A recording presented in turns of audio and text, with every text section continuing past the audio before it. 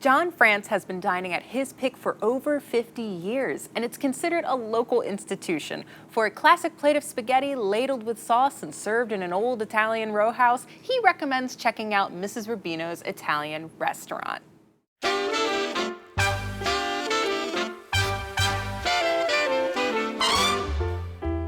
The connection to the Robino family, Mrs. Robino was my great-grandmother and Robin's grandmother.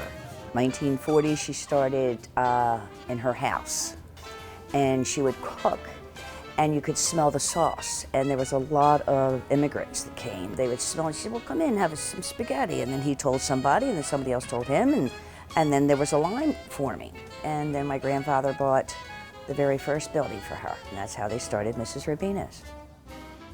I would describe Mrs. Robino's cuisine as just home-style comfort food, Italian homemade pasta. Certainly will never leave here hungry. Nothing fancy, but good food.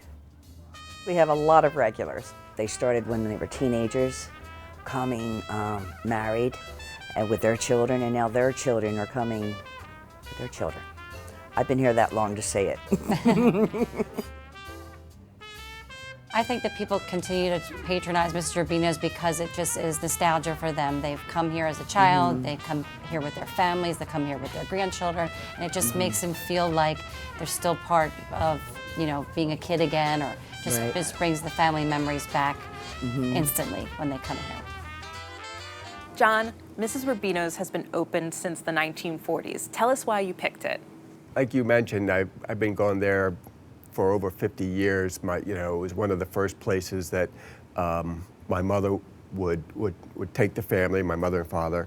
So yeah, I just have so much tradition. I don't go there every week, but I go there, throughout all those 50 years with friends, family gathering. It's just a basic red sauce Italian restaurant, classic, and you can't beat it for that. You recommend getting the spaghetti and meatballs, very classic. Has it stood the test of time? It has. I don't believe that they've changed a single thing about that. It's a homemade spaghetti, which really makes it different than most other places that you go. And the sauce is so good that I'll order just the sauce to take home. It's rich and very flavorful. I have to say that the rest of the menu hasn't been fully explored by me because I'm the spaghetti and meatball guy. So I got the spaghetti and meatball sort of because I got the tour of Italy. Oh, okay. So it was the spaghetti and meatball with cheese ravioli. And then there was a long link of sausage on it as well. It was phenomenal. I agree with you about the sauce. It's a very deep, rich sauce. You can taste the butter, you can taste the tomato, and there's loads of it on the dish. So it's in every single bite, which I really enjoyed, and the portion size was huge. And the pasta's homemade, Yes. which makes a difference. Yes. I'm always skeptical about that. When they say homemade, I'm like, is it really homemade? But we had a great waitress who talked about it. She had been working there for 20 years, and she was like, I don't like pasta, but I love this pasta. So if she vouched for it, I was like, okay, I trust you. Emily, you went on a Tuesday, which was a good deal. Yeah. Tell us about this I deal. had no idea, but we walked in and it was two for 10 Tuesdays, which was a fantastic value.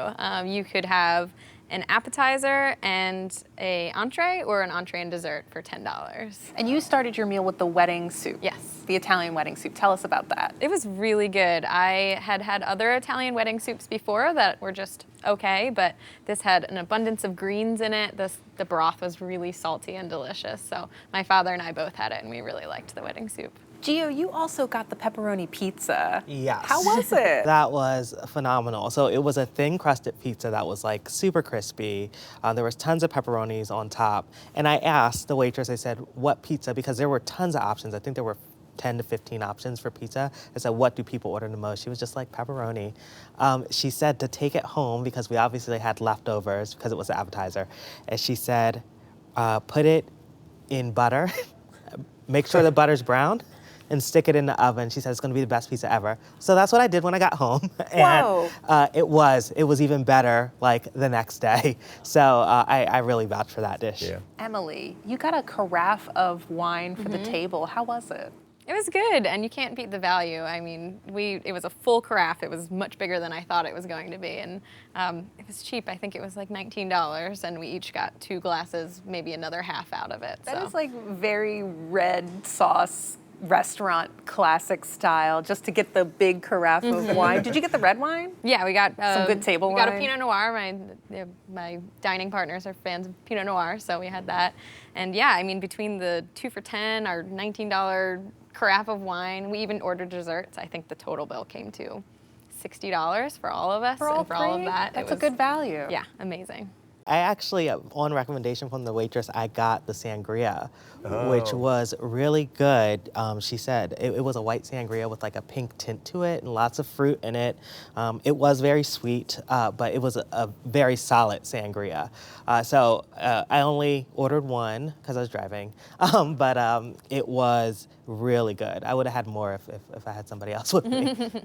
Emily, you got cannolis for the table. How were the cannolis? They were good, and they were the perfect size after such a big meal. It was a mini cannoli, only about that big, but it was great. It just tasted like your classic cannoli, crunchy with really nice filling inside. Ooh, so the shell maintained that crunch? Yeah, yeah. I had the cannoli and the tiramisu, and both of those were really good. I was really happy with I don't usually get dessert because usually after a pasta dinner, you're not that hungry, but they were, the shells on mine too were really crusty and flavorful, and the tiramisu was top notch. I feel like the servers, they're very passionate about Mrs. Robino's, and it comes out in a lot of the stories where they want to educate you about the space and the history of the Robino's family. Geo, how was the service in addition to that? The service was like top notch.